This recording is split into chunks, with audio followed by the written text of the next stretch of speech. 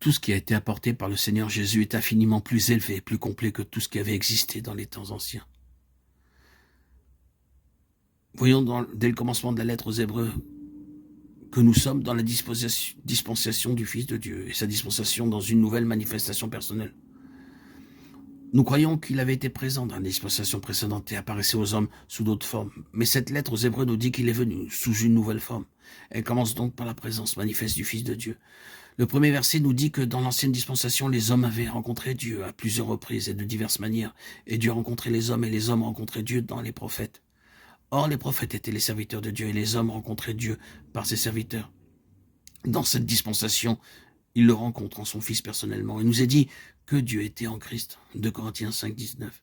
Ainsi, le Fils implique le Père et le Fils de Dieu implique Dieu. Nous rencontrons donc Dieu en son Fils et non plus dans ses serviteurs. Cela atteint la plénitude absolue dans cette question de la révélation divine, car il a plu à Dieu de faire habiter en lui le Fils toute sa plénitude. Colossiens 1, 19. Rien ne peut y être ajouté. Ne recevons pas cela comme de simples paroles. Comprenons que dans chaque fragment se trouve cette vérité. Dans la dispensation dans laquelle vous et moi nous vivons, Dieu est venu à nous dans toute sa plénitude. Rien ne saurait y être ajouté. En son Fils, nous avons la plénitude absolue de Dieu, et c'est de cette plénitude qu'il nous parle en son Fils. Dieu n'a qu'un seul Fils dans ce sens, le Fils unique de Dieu, ce qui signifie que personne ne viendra après lui. C'est pourquoi la dernière parole de Dieu est en son Fils. Le Fils nous apporte la plénitude et la finalité de Dieu. C'est cela qui donne à toute cette lettre aux Hébreux sa solennité. Elle dit, si vous n'entendez pas la voix du Fils, il n'y aura plus aucune autre voix pour vous. Dieu ne parlera plus jamais par une autre voix. Dieu a parlé en son Fils. Et il ne parlera plus jamais d'aucune autre manière. C'est pourquoi cette lettre contient ces mots d'avertissement et d'exhortation, parce que c'est la plénitude et que c'est la fin. Veillez à être attentifs.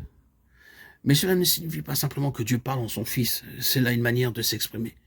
Mais Dieu parle toujours par son acte. Dans cette dispensation, Dieu agit dans et par son Fils. Entrer en contact avec le Seigneur Jésus est infiniment plus grand que d'entrer en contact avec un enseignement. C'est entrer en contact avec une personne vivante et active. C'est avec Dieu que nous entrons en contact. C'est une chose glorieuse que d'entrer en contact avec Dieu en Christ. Mais il nous est dit ici que c'est une chose terrible que de tomber entre les mains du Dieu vivant. Hébreux 10, 31. Non, il ne s'agit pas d'un livre, d'un enseignement, d'une philosophie. C'est une personne vivante, positive, puissante. C'est Dieu lui-même qui est en action. Si nous avons un doute à cet égard, souvenons-nous simplement du livre des Actes. Il est appelé les Actes des Apôtres, mais chacun sait que ce titre n'est pas exact. Car seuls 3 ou 4 apôtres y sont en vue après le premier chapitre. Il nous est parlé des autres apôtres au début, mais ensuite il n'est plus parlé d'eux. Ce n'est pas le livre des Actes des Apôtres, mais le livre des Actes de Dieu, en Jésus-Christ, par le Saint-Esprit. Et c'est en vérité un livre d'actes. Quel que soit l'enseignement, il découle des actes. Ainsi, dans les Hébreux, le Fils est introduit, présenté et ensuite dépeint. Et nous avons une description merveilleuse.